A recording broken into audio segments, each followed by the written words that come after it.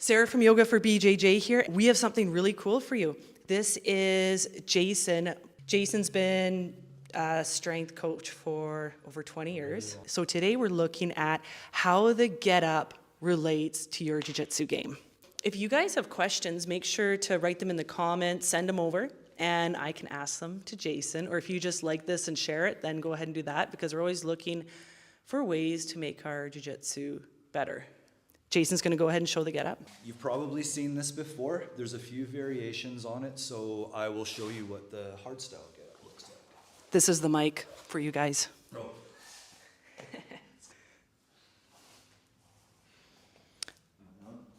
Hardstyle Get Up.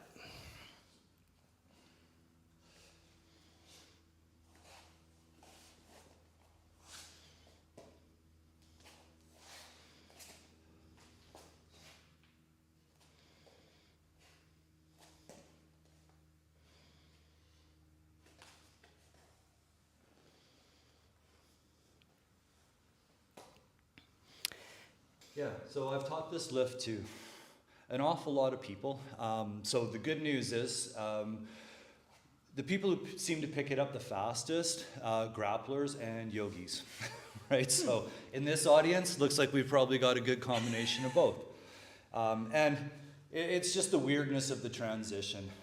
It's less weird for grapplers and yogis than other people, and that's that low sweep part here where we have to turn our knee over and find the ground. Your average gym people find that one a little bit strange. But with the Get Up, it does a really great job of creating total body connectivity rather than training in pieces.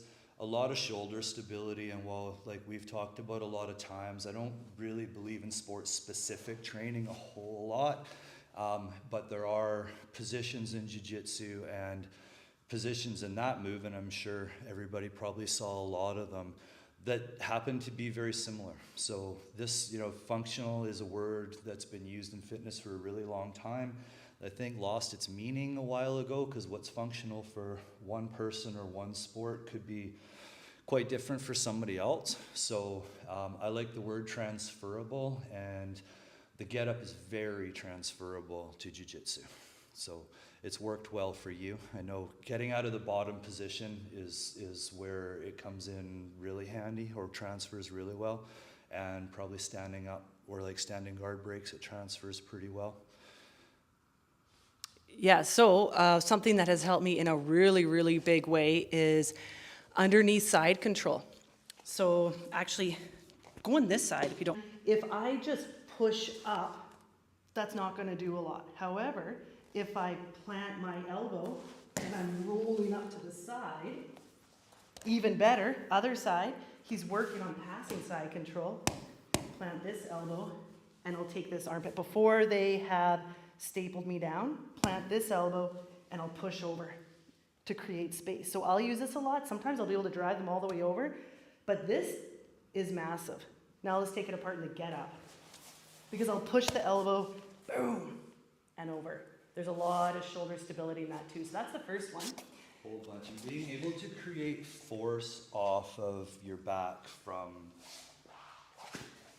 largely like a stalled or stopped position. So with the Get Up, the beginning of it is called the reach and roll. And this is probably where it transfers to jiu-jitsu really well. As you see, the pretty common mistake with the Get Up is there's no sit up in the Get Up. So when someone's trying to crunch forward, like you were just showing there, the beginning of the Get Up is called the reach and roll. So I'm reaching to the ceiling with the hand that's holding the kettlebell, but I'm actually rolling away from it or to my side and onto this arm, which is a position that, like you just showed, in jiu-jitsu, you end up here a lot. So like I said, transferable, yeah, definitely. Having to resist the weight or being pushed back down onto the mat, because Sarah does this with 32 kgs, which is 70 pounds, a pretty significant amount of weight. And to have your arm having to stabilize that in so many different, every direction up here, while you're posted onto this arm, again, really transferable. And even teaching the body to be able to make force right here And I always cue Sarah and my other clients to peel themselves off the floor rather than trying to pop. And if you've got somebody who's already putting pressure on you, you're not going to be able to pop very well from here. You're going to need grinding pressure to get out from under them because there's just no room to make speed. So the get up teaches that part real well too. Okay, so one of the first things she's going to go just roll right onto her side to pull this bell off the ground. You can even go like into the full, yeah. So she's just done this so many times. This is why we rehearse, because she just sets it up without even, so go back right to the beginning and go just full fetal. So here's how you kind of want to start. You curl right up to the bell, and now she's got one palm over the other, and she's just going to sort of hold the bell to her. She's using a really small bell for her capability, but she's just going to kind of hold it to her body and then just roll over with it. So she's using her weight against the bells to pull it off the floor. And she brought it across her belly button, her low abs, because what that gets her is a vertical forearm as soon as she rolls over. Now, this is only a 12-kilo bell, so Sarah could pull it up here and straighten that arm out. But with a 32, that would be a whole lot more difficult. So we can start with that vertical forearm. Much stronger start. So now you can use two hands to drive that up. Right? So she's going to lock that out now.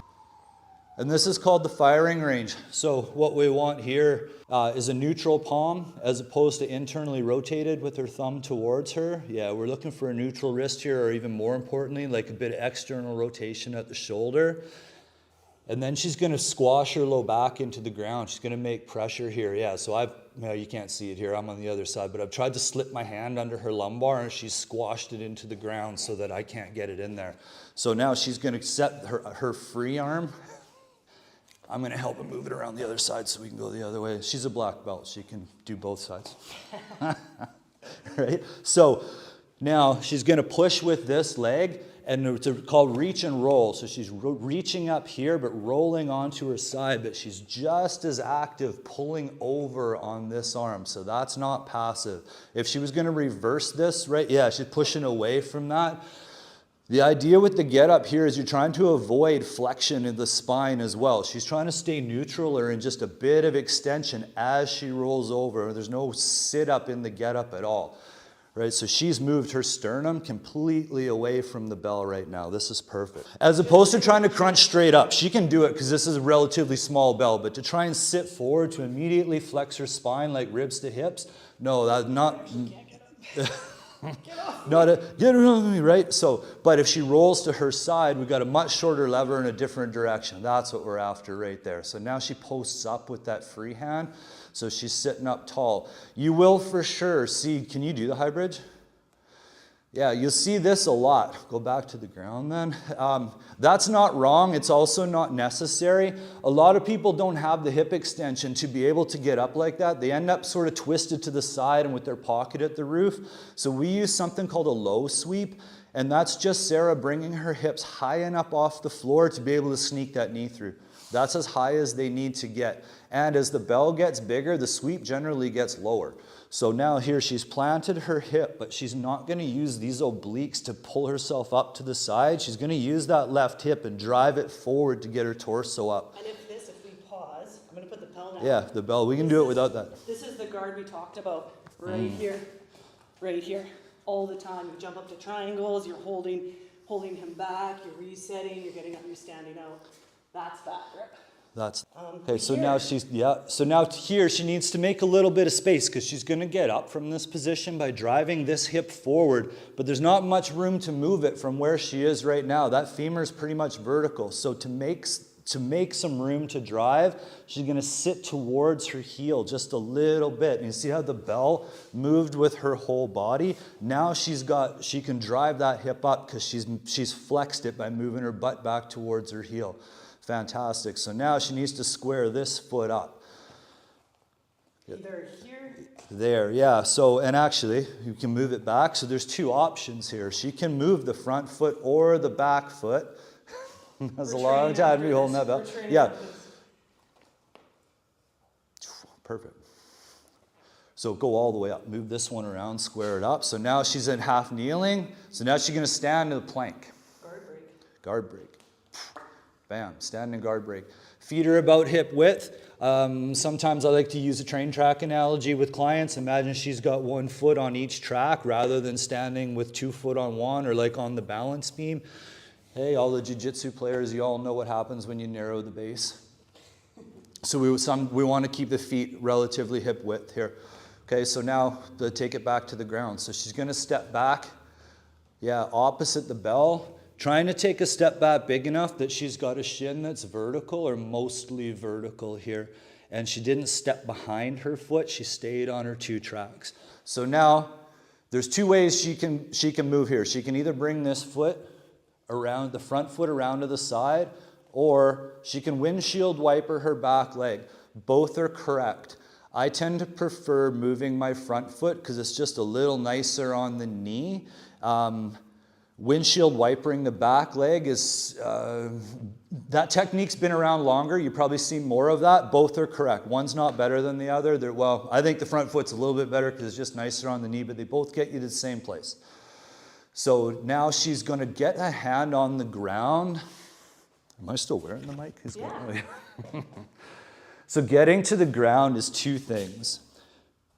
Rotating through the upper back towards the bell, and then hinging on her hip, which we could probably bring over. Yeah, right. So now,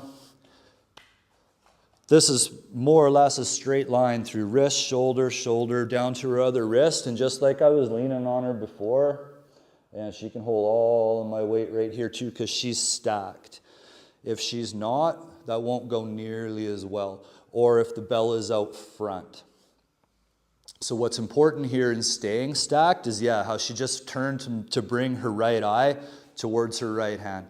You want to try and, if your hand is on the ground, your eye is on the bell. As soon as your hand comes off the ground, your eyes go on the horizon. But right here, she's got her hand on the floor, so she's watching the kettlebell. And now she sits tall underneath it. So that foot has to go out wide. Now she's going to try and reverse the position from when she came off of the floor.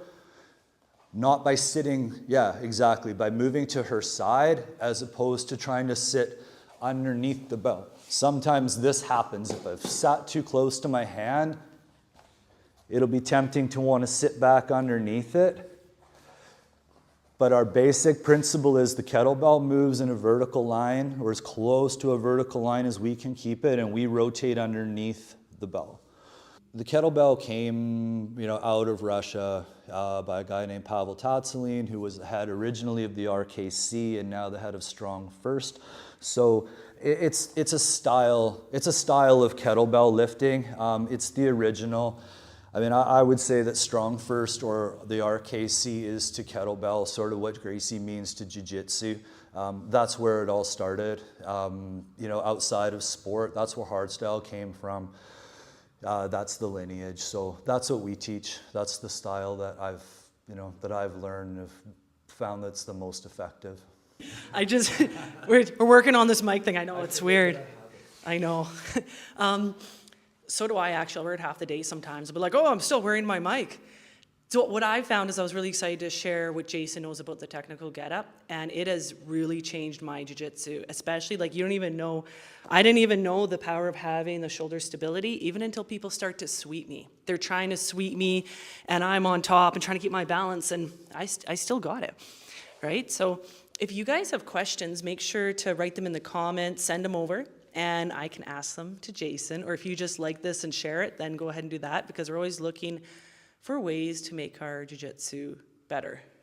It just, so many different things pop up throughout that movement that just happened to be, I forget what it was called, but Steph had another sweep that we had video of the one time, but the get up just pops up all over the place in grappling. So as far as time well spent and return on your investment for your time, for your sport, it's one that you should probably learn.